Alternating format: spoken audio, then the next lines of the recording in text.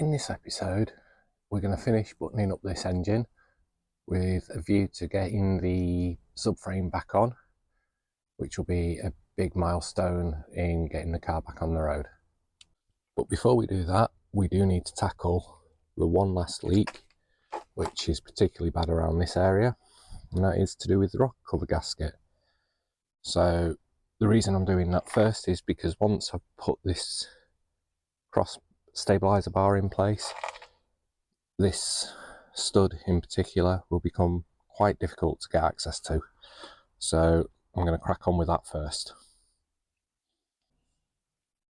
Okay, so once again, stuck.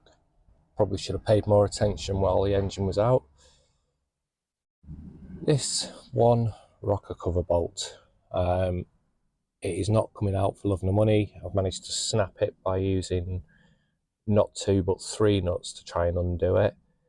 It is the last one to come out. Once that's out, I can then go through and sort all this lot out. But yeah, I've my stud extractor, if it'll focus on it, has ended up blunt. So yeah, it won't focus close up. Has ended up blunt, so I've ordered another one because it is still biting on there. I can just about get bite, but not quite enough.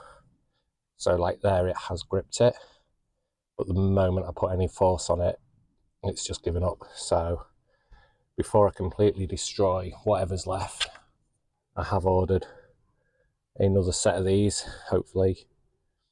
They should be here today. But yeah, I'll see what else I can carry on with. Well, with more gifts than Santa, looks like I'm going to need a coil pack in the near future.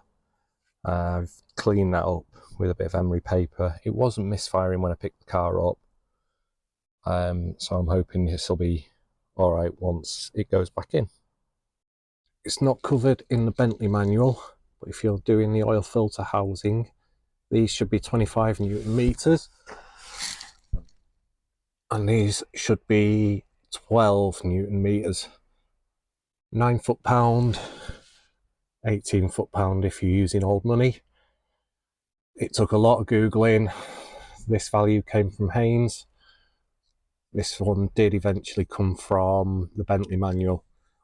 So if you're looking for those figures, there you go.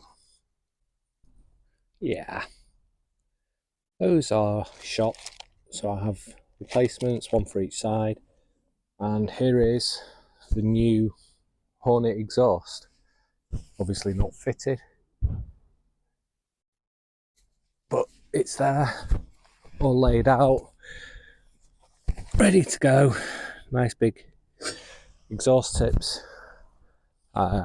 So I shall get this fitted. I was just laying it out to see, make sure I had things like the hanger alignment the right way, so I can get that all done. Bit of a sit rep. I've managed to get the lower ball joint done. The new exhaust is on. Wouldn't say it's the best fitting exhaust. It looks nice. It was a bit of a pig to fit, just to get things like the brackets lined up. The centre section pulled. Let's swap camera. It was a bit of a pig to fit. The centre section pulled the downpipe quite far back.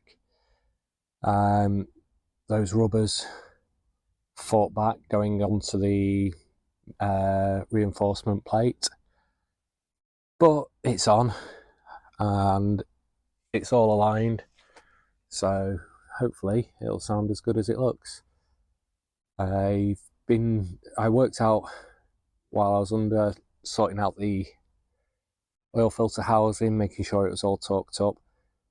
The next job I've got to do are these CV joints, because I need to get the drive shafts back in to get the little plate, retaining plate back on, and to get the carrier bearing mounted to the engine, and then it'll just be a lot easier for getting the subframe back in. But we'll keep plodding along. I'm still waiting for Amazon to turn up, which is why I've not done the rocker cover yet. There we go, proof that sometimes the best course of action is to take no action. Amazon came through because I hadn't had any more attempts on this. As soon as I got the new stud extractors, tapped it straight on and it's off.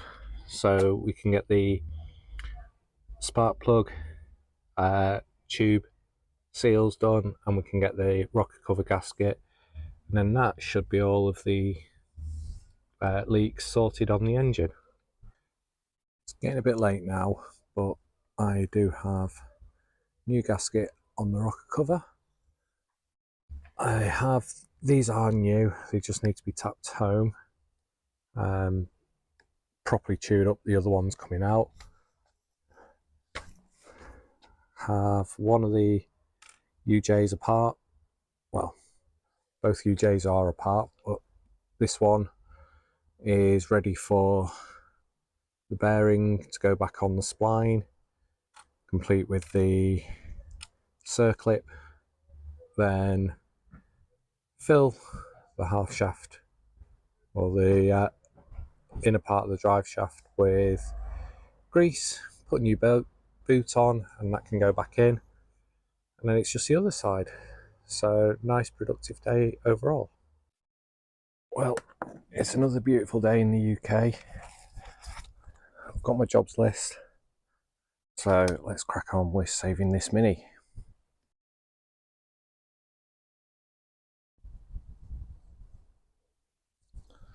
First job off the list. Rocker cover back on, all new nuts and bolts, torque down to 12, started in the middle, worked my way out. So now I can get the stabiliser bar back on, get these pipes back run correctly, and finish off the drive shafts. It's not the end of the day yet, but I thought I'd have a quick check-in, go over what we've done so far. So you can see drive shafts are now built, ready to go in. I had to take them completely out to mallet on the bearings at the end. I bought these crimpers from eBay for doing the clamps. Yeah, didn't really work. I'm sure they'll be okay, but I mean, they're tight. But we have air conditioning pump is now mounted, alternators mounted, superchargers on, dipstick tubes in, all the wiring at the front is done. Rocker cover, can't remember if I covered that earlier. Rocker cover's all done. Engine stabilizers on. Coil packs are disconnected because I'm going to do a dry run at a later date. Reconnected all the heater hoses. But it looks like I'm going to have to replace the actual line, clutch line to the slave cylinder. That's just all corroded, not coming out, not moving at all. So I'll have to do that in a minute, or when I order the bits. But yeah, we are slowly ticking off jobs from the job list. So yeah, rocker cover, changed the sump plug because I got one free with the kit, the supercharger kit, I think. No, leaky oil kit, heater hoses, supercharger water alternator, dipstick air compressor. So we're getting there. I think that's where I'm going to end this episode. Drive shafts are back in, gearbox is full of oil. The clutch slave cylinder, I've put the old one back on just to test the clutch. It feels like it's working. The extension pipe has now completely snapped, so I need to order one of those.